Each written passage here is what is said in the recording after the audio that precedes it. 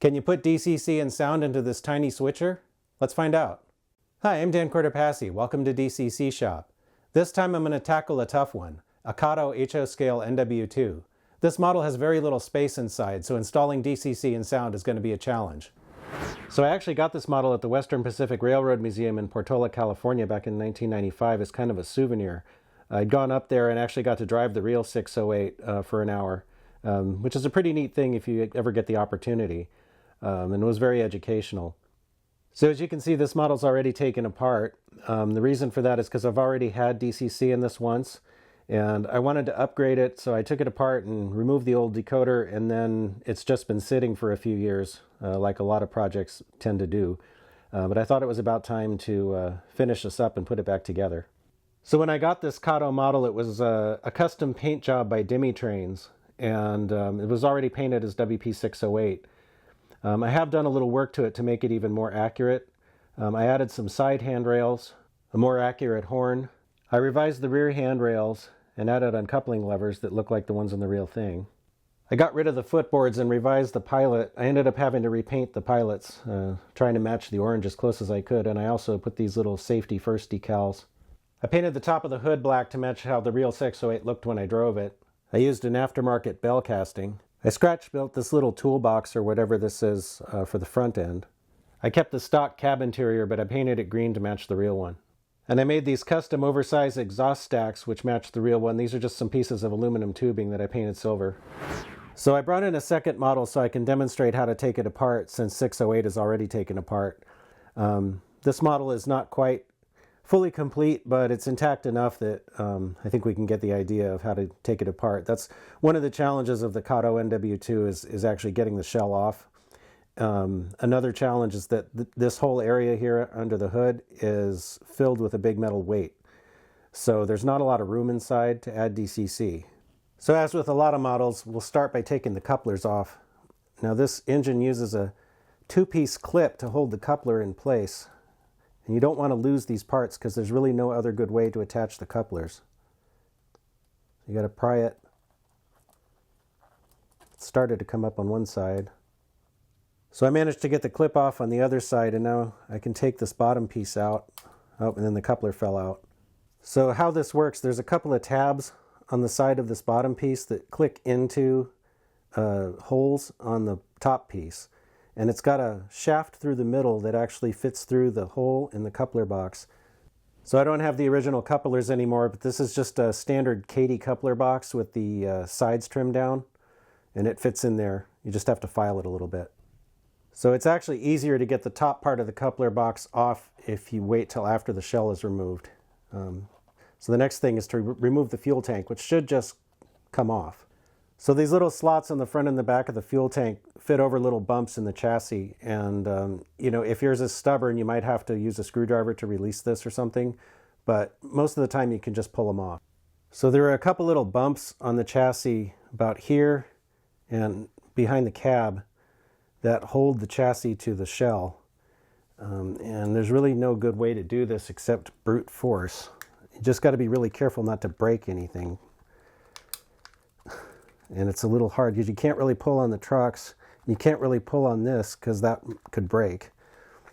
So you need to pull on the body itself, wiggle, and eventually it will come loose, but it's really difficult. Now try grabbing the cab by the bottom of the footboards and pulling up. There, got it started. And do the same thing on the other side, and it is wanting to come off, kind of. There it goes. All right. So these are the little bumps I was talking about. There's one here and one here. It's a little hard to show these, but there are these little pockets inside the shell that those little bumps fit into. So as you can see, there is quite a lot of metal that fills up almost the entire hood. The only real space is this little pocket where the headlight board is, and that's not really very big.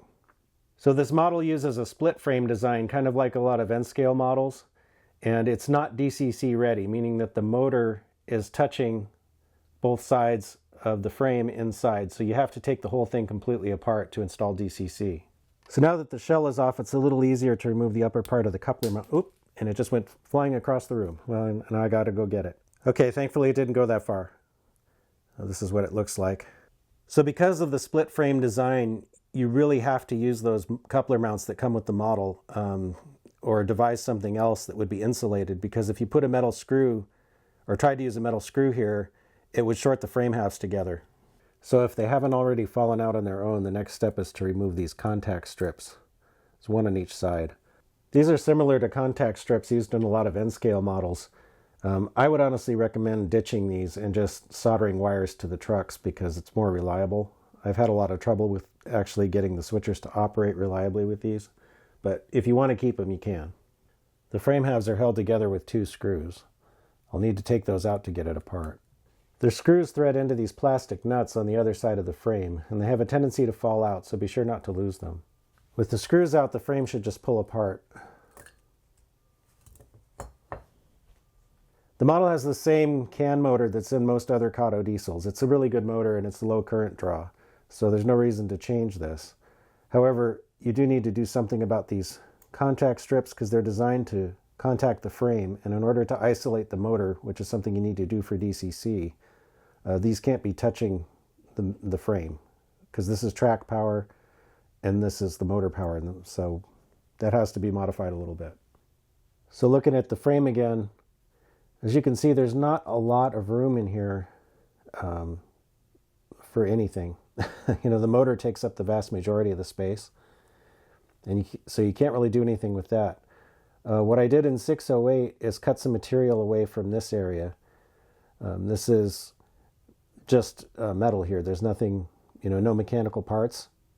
The unfortunate part about this is whatever kind of cast metal this is, it's super hard, and it will wreck your motor tool cutting wheels really fast. I ended up having to use a hacksaw on 608 because I just couldn't get through it with a motor tool.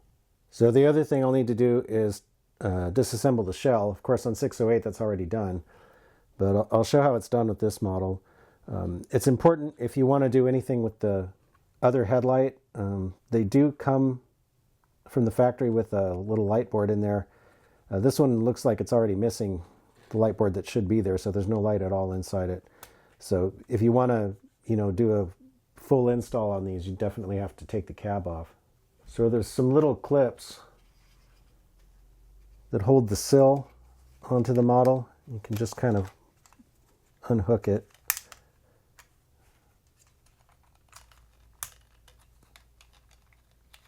And then the cab comes off too when you do that.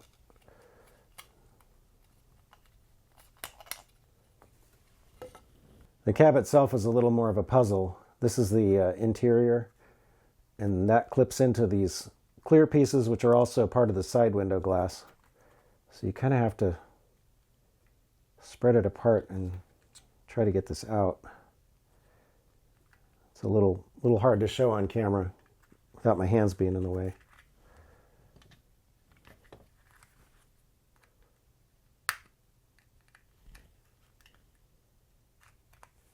There we go.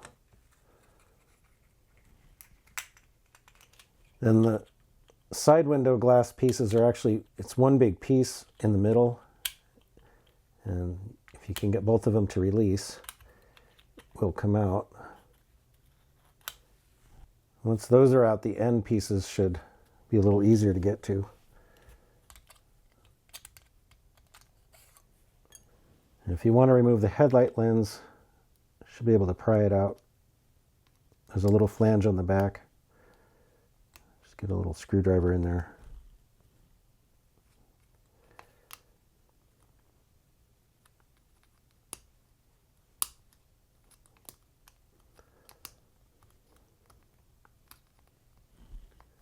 Takes a little force. There it goes. The front headlight glass can be taken out the same way. Just a little bit tight in there.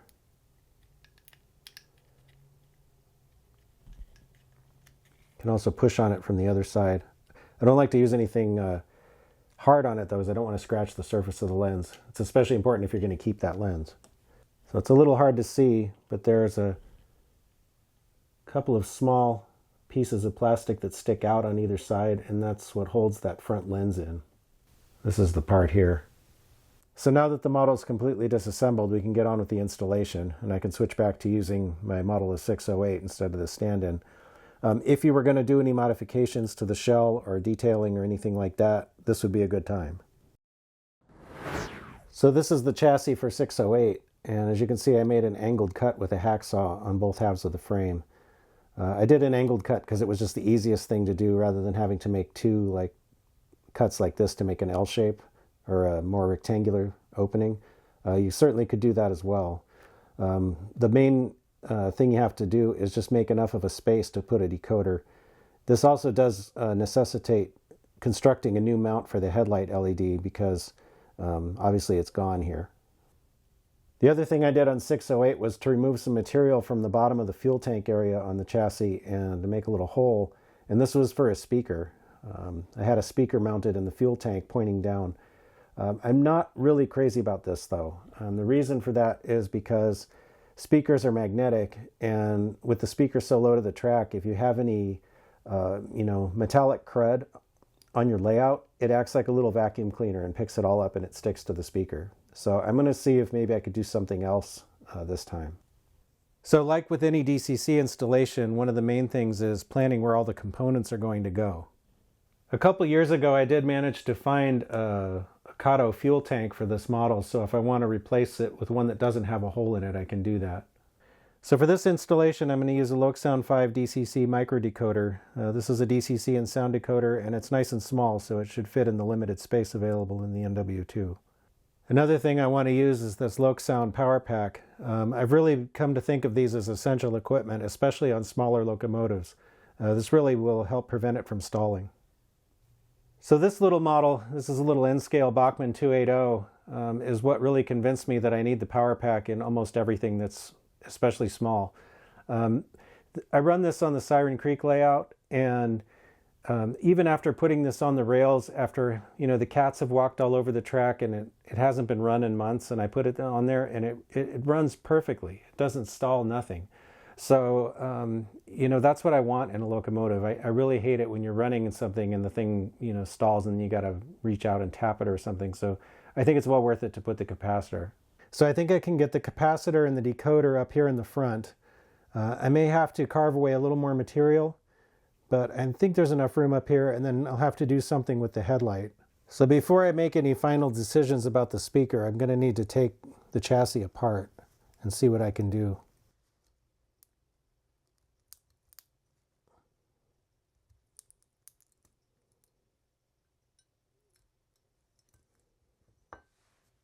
So when I carved this down, I tried to avoid all of these cavities where mechanical parts go.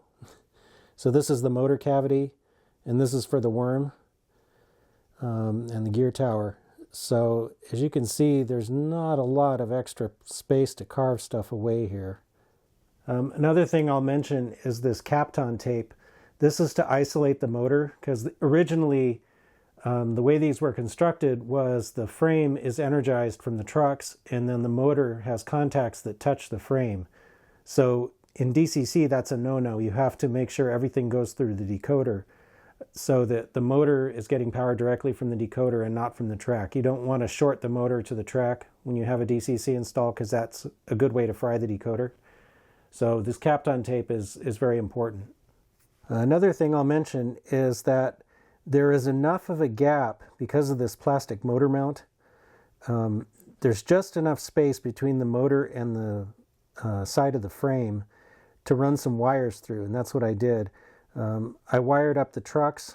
I'll probably have to redo all of this, but the trucks are wired directly so that I don't rely on the copper contact strip that was there originally. And then I also had wires for the speaker going through here, as well as the wires coming from the motor. And the motor wires came out on top, but the rest of these wires ran past the motor where I could squeeze them. Unfortunately, when I removed the old decoder, I cut all these really short, so I'm going to have to redo all this because they're just way too short, and I don't want to splice everything.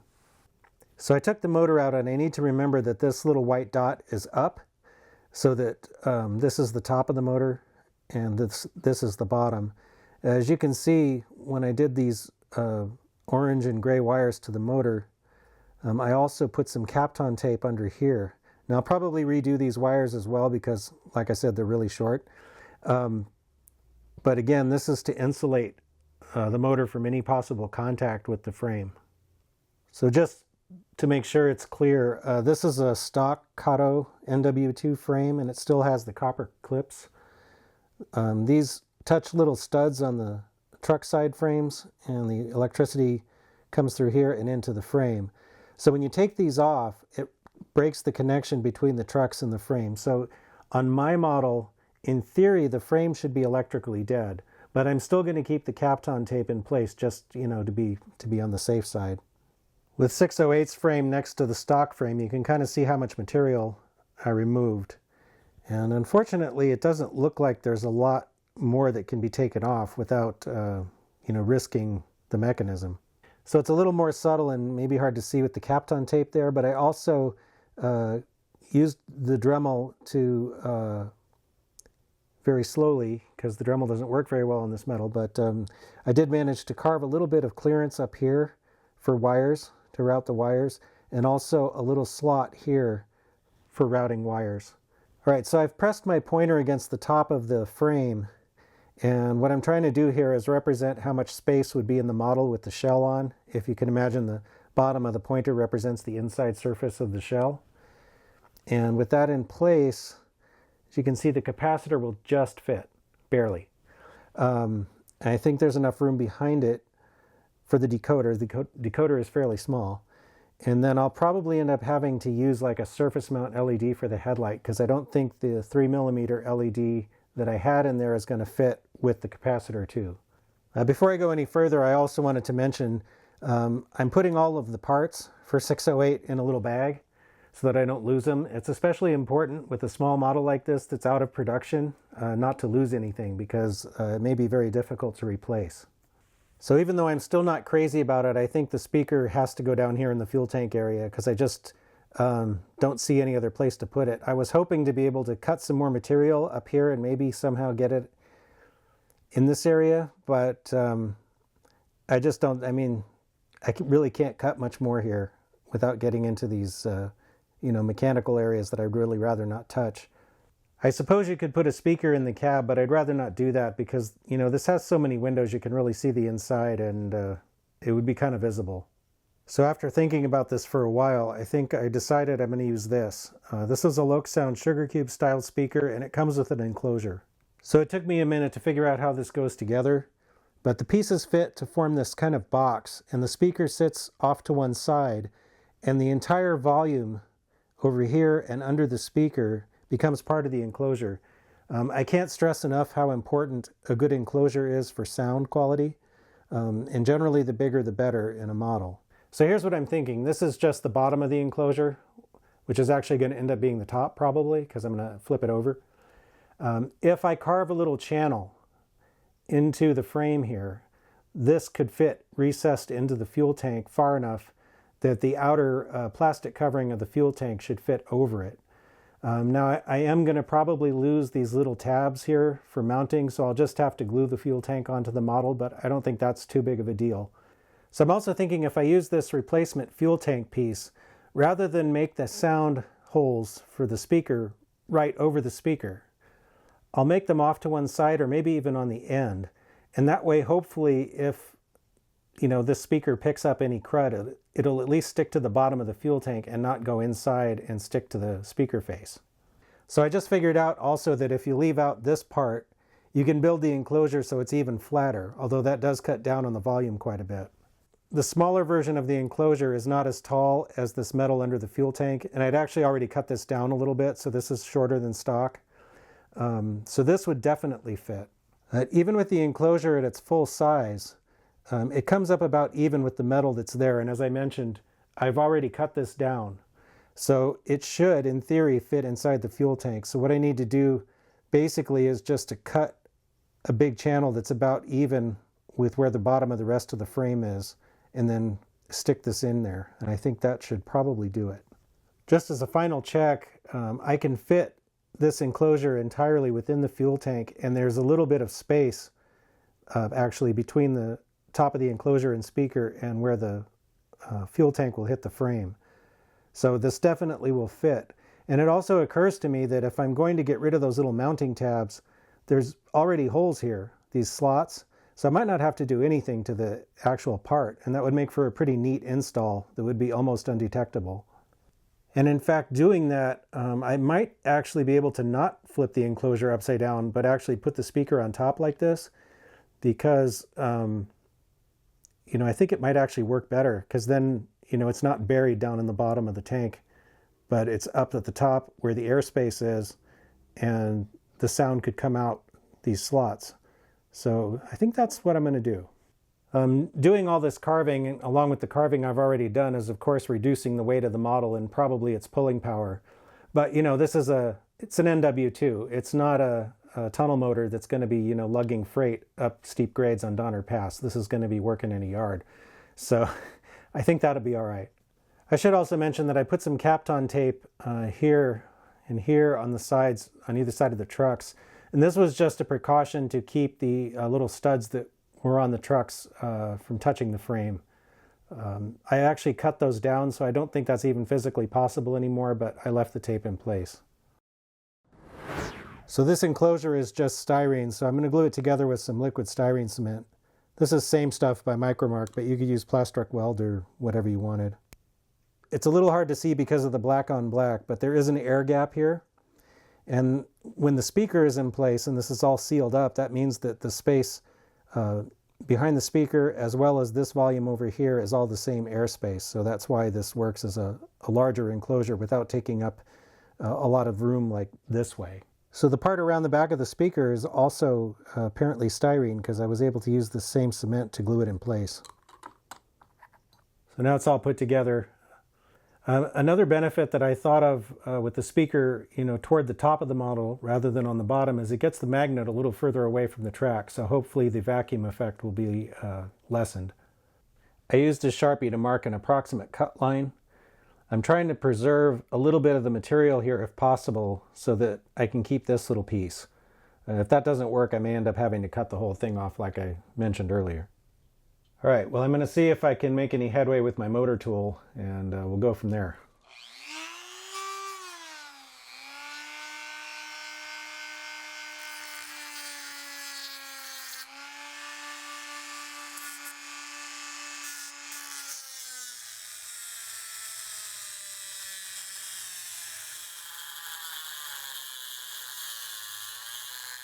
All right, well, that took a little while, but I did manage to get through it.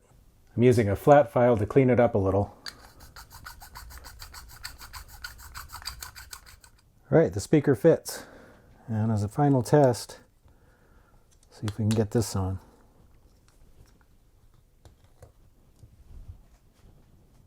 Yeah, that works. So I filed this until the speaker was just a little bit loose, because I don't want the frame to clamp it. I'll find some other way to affix it in place, but I didn't want it to be under pressure.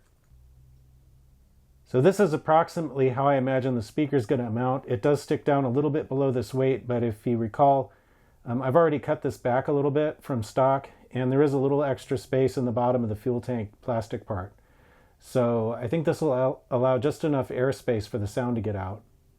Now I just need to wash the frame halves to get rid of any metal shavings, and I'll be ready to continue. So one of the things I want to do to this model is to change the headlights. And the reason for that is because I don't really like the stock headlights. They just look like a big clear hunk of plastic. I believe that headlights are scale models and that they should look good when they're off as well as on. So I want to make my own. And I'm going to use the same technique I used in the Proto 2000 060 DCC install that I did in another episode of DCC Shop. So I'm not going to cover the entire technique here because I've already covered it in that video. But basically what I'm going to do is take some of this rod, which is acrylic rod. This is 4mm size, and I'm going to make headlights out of it. So one of the good things about this is that this fits actually perfectly in the stock headlight holes. I don't need to reduce the diameter of it at all. I just need to shape it. So this is the finished lens. I really liked how this came out. It has a nice depth to it, and it looks a lot like the headlights that are on the real 608. This is the acrylic rod, and I shaped the back of it to a rounded shape. Then I painted it silver and then black. The silver is to act like the reflector, and the black is to prevent light leaks. And then in the back of it, I drilled a little hole and put a 603 size surface mount warm white LED in it. And the front is just cut off flat and then polished. So the whole thing together looks pretty good. So as I mentioned before, I detailed the process and how I make these in the episode of DCC Shop with the Proto 2000 060. Same idea, these are just a little bit smaller because the headlight openings in the NW2 are a little smaller. But same exact process. And of course they're still super bright when they're on. They look really good either way. So I think this is going to look really good in the model. I used canopy glue to glue the LEDs into the lenses, and then just as a little added protection, I put some clear silicone on the back. So I'm going to need to let that cure for a while before I do any more with these. So this is a stock Kato NW2 mechanism, and the trucks have these little copper studs that contact this copper strip, and that's how the power gets from the trucks to the rest of the model. So on 608, since I bypassed all of that and wired the model directly to the trucks, I cut the studs down so that they wouldn't have any possibility to contact the metal pieces of the frame. And then I wired them with just some small gauge wire. I'm going to probably redo this because this is not as neat as I'd like it to be.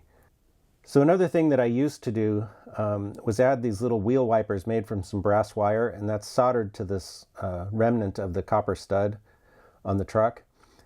So in addition to the flexible wire that goes into the model, there's also these brass wires that wipe the wheels. This actually did help reduce the stalling of this engine. The only drawback is it does add a little bit of rolling resistance, and I've noticed that this truck is really stiffened up a lot. So I think I might take these off, because I don't think with the capacitor these will be necessary anymore. All right, so the old wire is soldered to these contact strips, so I think if I just desolder the whole thing and get rid of the old wire and the strips at the same time. One of the other issues that I've had with these little brass contact strips is squeaking. Not so much on 608, but I have another model that does that. It rolls a lot better without them too. Sometimes when I go back and look at an old model that I built, I can see how much my DCC installation techniques have changed over the years. I don't do those contact strips anymore. I much prefer the capacitor circuits.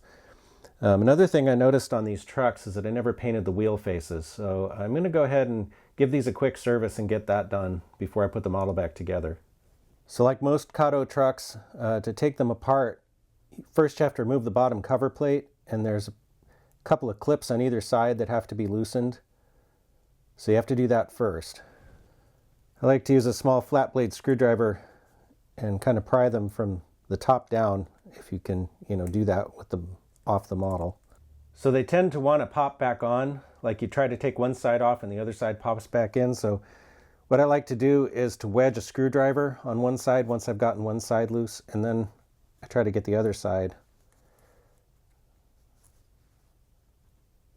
There, and that's coming up. Now I'll get the other end.